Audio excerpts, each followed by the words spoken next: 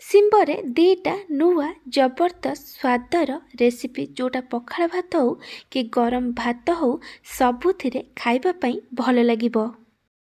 ଯଦି ଘରକୁ ଶିମ୍ବ ଆସିଛି ତାହେଲେ ଥରେ ଶିମ୍ବକୁ ଏମିତି ପ୍ରସ୍ତୁତ କରନ୍ତୁ, ଦେଖିବେ ସମସ୍ତଙ୍କୁ ବହୁତ ପସନ୍ଦ ଆସିବ। ଆପଣ ଶିମ୍ବର ଏହି ଦୁଇଟା ଯାକ ରେସିପିକୁ ବହୁତ ସହଜରେ ଆଉ କମ୍ ସମୟରେ ପ୍ରସ୍ତୁତ କରିପାରିବେ। ଆଉ ଡେରି ନକରି ଚାଲନ୍ତୁ ପ୍ରସ୍ତୁତ କରିବା ଆଜିର ରେସିପି। ନମସ୍କାର, ଟ୍ୱିଙ୍କଲ୍ କିଚେନ୍କୁ ଆପଣମାନଙ୍କୁ ସ୍ୱାଗତ। ଶିମ୍ବର ପ୍ରଥମ ରେସିପି ପାଇଁ ମୁଁ ଏଠି 250 ଗ୍ରାମ ଶିମ୍ବ ନେଇଛି। ମୁଁ ଶିମ୍ବକୁ ଟିକେ ବଡ଼ ବଡ଼ ଖଣ୍ଡ କରି କାଟିକି ନେଇଛି। ଆଉ ତା ସହିତ 3ଟା ମିଡ଼ିୟମ୍ ସାଇଜ୍ ଆଳୁକୁ ଟିକେ ମୋଟା ମୋଟା ଆଉ ଲମ୍ବା ଲମ୍ବା କରି କାଟିକି ନେଇଛି। ଶିମ୍ବ ଆଳୁର କ୍ୱାଣ୍ଟିଟି ଆପଣ ଆପଣଙ୍କ ହିସାବରେ କମ୍ ବେଶୀ କରିପାରିବେ। ଏବେ ଆମେ ଶିମ୍ବକୁ କାଟିବା। ପ୍ରଥମେ ଶିମ୍ବର ଉପରପଟ ମୁଣ୍ଡ ଆଉ ତଳପଟ ମୁଣ୍ଡକୁ କାଟିକି ବାହାର କରିଦେବା। ଆଉ ଶିମ୍ବର ଦୁଇ ପଟ ସାଇଡ଼୍ ଏ ଯେଉଁ ସୂତା ଟାଇପ୍ର ଅଛି ତାକୁ ବି କାଟିକି ବାହାର କରିଦେବେ। ଏମିତି ଭାବେ ଟିକେ ବଡ଼ ବଡ଼ ଖଣ୍ଡ କରି ସବୁ ଶିମ୍ବକୁ ଆମେ କାଟିକି ନେଇଯିବା। ଶିମ୍ବକୁ କାଟିଲା ପରେ ଆପଣ ଶିମ୍ବର ଭିତରକୁ ଟିକେ ଦେଖିନେବେ, ବେଳେବେଳେ ଶିମ୍ବ ଭିତରେ ପୋକ ଥାଏ। ମୁଁ ଏଠି କଡ଼େଇରେ କିଛି ତେଲ ଦେଇ ଗରମ ହେବାକୁ ରଖିଥିଲି। ତେଲ ଭଲ ଭାବେ ଗରମ ହେଲା ପରେ ମୁଁ ଏଥିରେ କାଟିକି ରଖିଥିବା ଆଳୁକୁ ଦେଇ ଦେଉଛି। ଏବେ ଆମେ ସବୁକୁ ଭଲ ଭାବେ ମିକ୍ସ କରି ଆଳୁକୁ ମିଡ଼ିୟମ୍ ଟୁ ହାଇ ଫ୍ଲେମ୍ରେ 2ରୁ 3 ମିନିଟ୍ ପର୍ଯ୍ୟନ୍ତ ଭାଜିବା। ଆଳୁ ଟିକେ ଲାଇଟ୍ ଗୋଲ୍ଡେନ୍ ବ୍ରାଉନ୍ କଲର୍ ହେଇ ଭାଜି ହେଇ ଆସିଲେ ଆମେ ଏଥିରେ କାଟିକି ରଖିଥିବା ଶିମ୍ବକୁ ଦେଇଦେବା। ତାପରେ ଆମେ ସବୁକୁ ଭଲ ଭାବେ ମିକ୍ସ କରି ଶିମ୍ବ ଆଉ ଆଳୁକୁ ମିଡ଼ିୟମ୍ ଟୁ ହାଇ ଫ୍ଲେମ୍ରେ 2ରୁ 3 ମିନିଟ୍ ପର୍ଯ୍ୟନ୍ତ ଭାଜିବା, ଯେମିତି ଶିମ୍ବ ଟିକେ ନରମ ହେଇ ଭାଜି ହେଇଯିବ। ଶିମ୍ବ ଏଠି ଟିକେ ନରମ ହେଇ ଭାଜି ହେଇଗଲାଣି। ଏବେ ଆମେ ଗ୍ୟାସ୍ ବନ୍ଦ କରିଦେବା ଆଉ ଶିମ୍ବ ଆଳୁକୁ ଗୋଟେ ପ୍ଲେଟ୍ରେ କାଢ଼ିଦେବା। ଏବେ ଆମେ ତରକାରୀରେ ଦେବା ପାଇଁ ଗୋଟେ ମସଲା ବନେଇବା। ସେଥିପାଇଁ ମୁଁ ଏଠି ଗୋଟେ ଗ୍ରାଇଣ୍ଡର ଜାର୍ରେ ଗୋଟେ ଛୋଟ ଚାମଚ ଜିରା, ଗୋଟେ ଛୋଟ ଚାମଚ ଧନିଆ, 12ରୁ 15 ପାଖୁଡ଼ା ରସୁଣ ଦେଇଛି। ରସୁଣର କ୍ୱାଣ୍ଟିଟି ଟିକେ ଅଧିକ ରଖିବେ। ତାପରେ ମୁଁ ଏଥିରେ ଗୋଟେ ବଡ଼ ଟମାଟୋକୁ ରଫଲି ଚପ୍ କରିକି ପକାଇଛି। ତାପରେ ଆମେ ଏଥିରେ ଅଳ୍ପ ପାଣି ଦେଇଦେବା ଆଉ ମସଲାକୁ ଭଲ ଭାବେ ବାଟିକି ନେଇଯିବା। ମସଲା ପେଷ୍ଟ ଏଠି ରେଡ଼ି ହେଇଯାଇଛି। ମୁଁ ଏଠି କଡ଼େଇରେ ଆଉ କିଛି ତେଲ ଦେଇ ଗରମ ହେବାକୁ ରଖିଥିଲି। ତେଲ ଭଲ ଭାବେ ଗରମ ହେଲା ପରେ ମୁଁ ଏଥିରେ ଅଧା ଛୋଟ ଚାମଚ ଜିରା ଦେଇଛି। ଏବେ ଆମେ ଜିରାକୁ ଭାଜିବା। ଜିରା ଭଲ ଭାବେ ଲାଇଟ୍ ଗୋଲ୍ଡେନ୍ ବ୍ରାଉନ୍ କଲର୍ ହେଇ ଭାଜି ହେଇଗଲା ପରେ ମୁଁ ଏଥିରେ ଗୋଟେ ବଡ଼ ପିଆଜକୁ ଛୋଟ ଛୋଟ କରି କାଟିକି ପକାଇଛି। ଏବେ ଆମେ ପିଆଜକୁ ଭାଜିବା। ପିଆଜ ଭଲ ଭାବେ ଲାଇଟ୍ ଗୋଲ୍ଡେନ୍ ବ୍ରାଉନ୍ କଲର୍ ହେଇ ଭାଜି ହେଇଗଲା ପରେ ମୁଁ ଏଥିରେ ଅଧା ଛୋଟ ଚାମଚ ହଳଦୀ ଗୁଣ୍ଡ ଆଉ ଲଙ୍କା ଗୁଣ୍ଡ ପକାଇଛି। ଆପଣଙ୍କୁ ଯେତିକି ରାଗ ଦରକାର ସେ ଅନୁସାରେ ଲଙ୍କା ଗୁଣ୍ଡ ପକାଇବେ। ସବୁକୁ ଭଲ ଭାବେ ମିକ୍ସ କରି ମୁଁ ଆକୁ 20ରୁ 30 ସେକେଣ୍ଡ ପର୍ଯ୍ୟନ୍ତ ଫ୍ରାଏ କଲା ପରେ ମୁଁ ଏଥିରେ ବାଟିକି ରଖିଥିବା ମସଲାକୁ ଦେଇ ଦେଉଛି।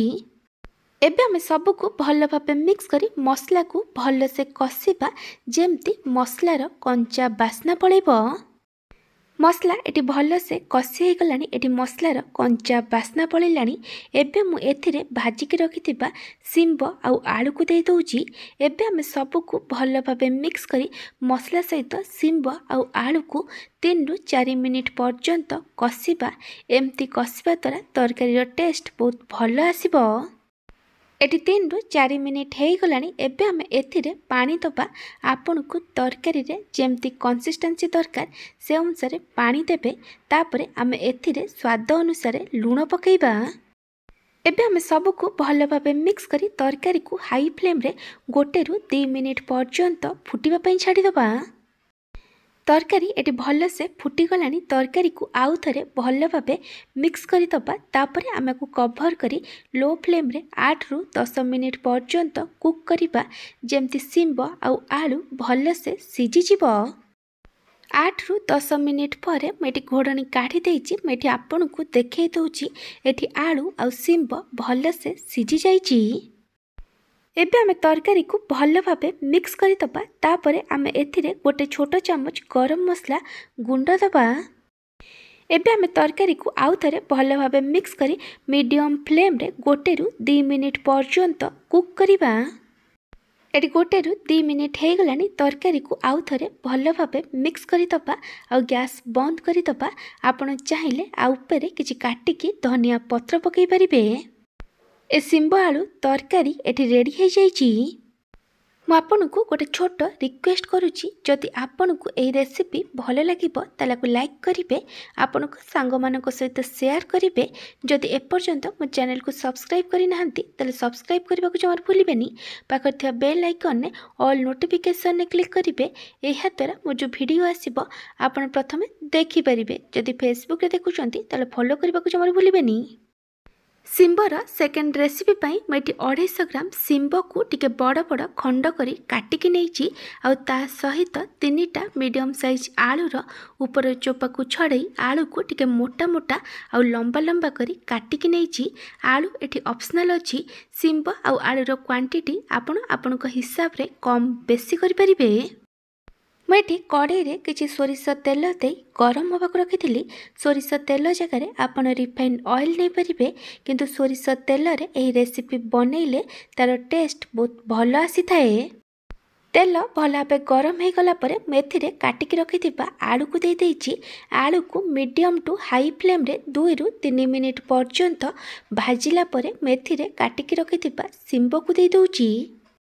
एबे आमे सबको भल भाव मिक्स करी आमको मीडियम टू हाई फ्लेम रे 3 ରୁ 4 मिनिट पर्यंत भाजिबा। जेमती आलू टिके लाइट गोल्डन ब्राउन कलर है भाजी हो आ सिंब टिके सॉफ्ट है भाजी हो। सिंब आलू एटी भल से भाजी जाइछि। एबे आमे सिंब आलू को गोटे प्लेट रे काढ़ी दबा। एबे आमे तरकारी रे दबा पई गोटे मसला बनैबा। सेथि पई मेठी गोटे ग्राइंडर जार रे 3 छोट चम्मच सोरिष देइछि। आपण आ जागा रे धला सोरिष नै परिबे। तापरे मेथिरे 2 छोट चम्मच पोस्त पकेइछि। एबे आमाकु प्रथमे एमती सुखिला ग्राइंडिंग करिक नै जिबा। तापरे मु एथिरे कंचा लंका दउछि। आपन को जेतिकी राग दरकार से अनुसार कंचा लंका नेबे। तापरे मु एथिरे अल्प पानी दे देइछि। एबे आमाकु कवर करी मसला को भल से बाटिकी नै जिबा। मसला पेस्ट एठी रेडी हो जाइछि।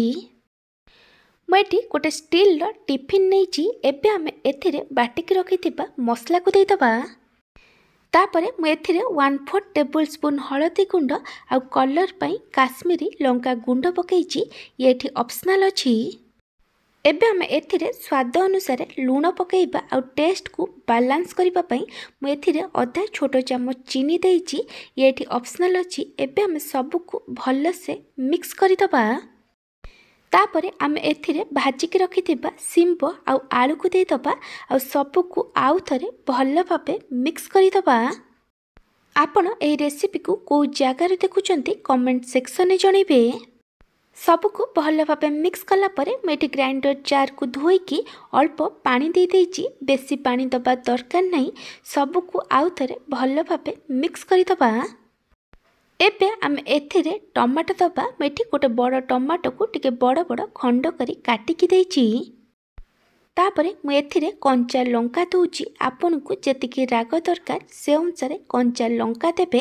तापरे मु एथिरे सोरिष तेल देइछि। सोरिष तेल एटी ऑप्शनल अछि, किंतु पकेकी देखिबे आर टेस्ट बहुत भल आसीबो। तापरे आमे टिफिन को कवर करि दबा। मेठी कड़े रे किछि पानी दे गरम होगा रखी। पानी एटी भल से गरम हो गलानी। एबे आमे एथिरे टिफिन को रखी दबा। तापरे आमे को कवर करी लो फ्लेम रे 12 ରୁ 15 मिनिट पर्यंत कुक करिबा।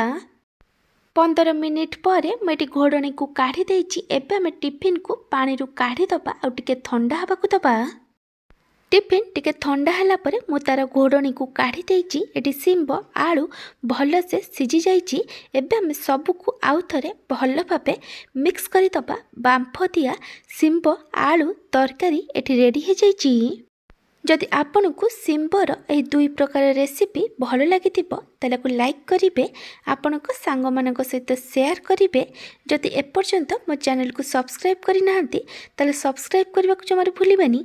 पाखर थिया बेल आइकन ने ऑल नोटिफिकेशन ने क्लिक करिवे। एहा द्वारा मो जो वीडियो आसीबो आपन प्रथमे देखि परिबे। जदि फेसबुक रे देखुचंती ताले फॉलो करबा को जमार भूलिबेनी। Thank you for watching.